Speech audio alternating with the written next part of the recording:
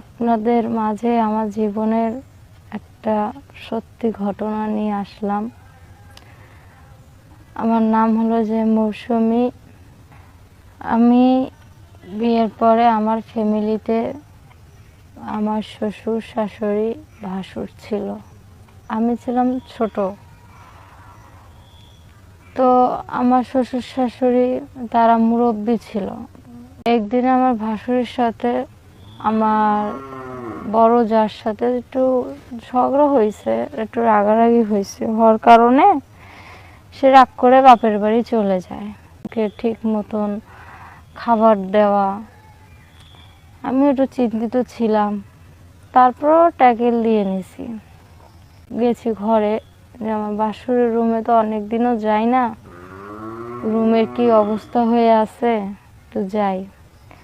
ঝাড়ু নিয়ে গেছি ঝাড়ু দিতে, বিছনা টিছনা ঝাইরা যখন আমি বের হয়েছি নিচে যখন ঝাড়ু দেব, খাটের নিচে যখন ঝাড়ু দিতে গেছি তখন দেখি তার খাটের নিচে অনেকটি। তো দেখার কারণে আমার খুব খারাপ লাগছে, কারণ আমার হাজব্যান্ড বাহিরে থাকতো, 5 বছর পর আসতো, 2 মাস 3 মাস থেকে আবার চলে যেত।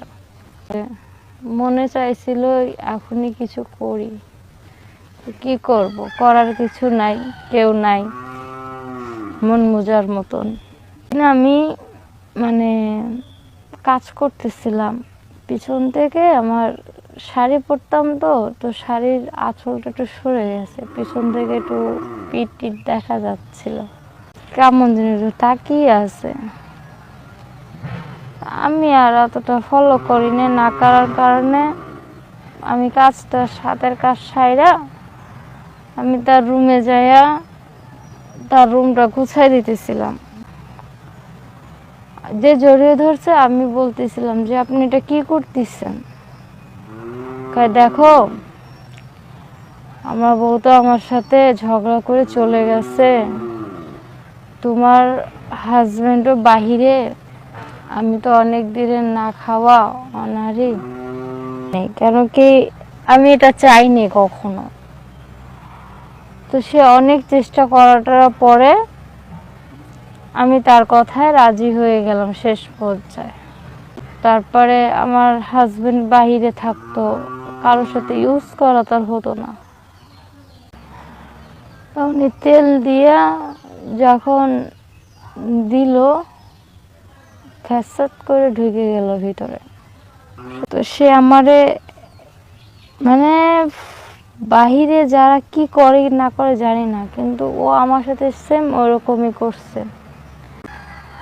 পরে একদিন আবার ডাকে বলে, এদিকে আসো না মৌসুমী, তুমি একটু শুনে যেতে পারো। আমি বুঝতে পারছি হয়তো সে তার নিজের জন্য ডাকতেছে। এতটা সুখ পাইতেছিলাম ওর মাঝে, বলা যায় না। তো আমার খুব ভালো লাগতো তার ওই জিনিসটা, আমার খুব ভালো লাগতো, এতটা ভালো লাগতো আমি কল্পনা করতে পারতাম না যে এটার ভিতরে এত মজা পাওয়া যায়। জন্য পাগল হয়ে গেছিলাম, কারণ আমি ওইটা ছাড়া থাকতে পারতাম না, আমার ওইটারই প্রয়োজন ছিল। খবর পাইলাম ওর ফোন আসছে, যে ওর ওয়াইফের ফোন আসছে যে আমি আসতেছি, আমাকে নিতে আসো।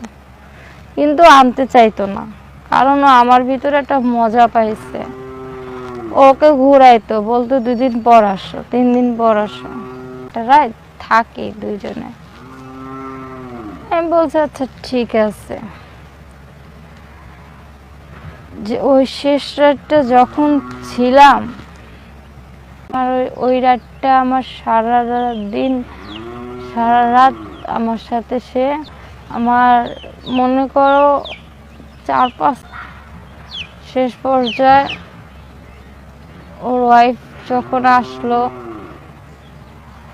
কোনো একটা মন নাই, তারা দুজনে মিলটিল হয়ে গেল। এখন আমি চিন্তা করতেছি আমি কিভাবে থাকবো, কিভাবে করব। তারপরে না পাইরা আমার হাজবেন্ডকে আমি ফোন দিলাম। ফোন দিয়া আমি আমার জিনিসের কথা বললাম যে দেখো আমি না, তুমি বাড়িতে আসো। তারপর না পারে শেষ পর্যায়ে আমি ওর সাথে ফোনেই করতাম, আমার হাজবেন্ডের সাথে। আগে দিত, এখন তার প্রতি মন নাই। সেটা তো আমি জানি কেন মন নাই। আমার জন্য পাগল হয়ে আছে।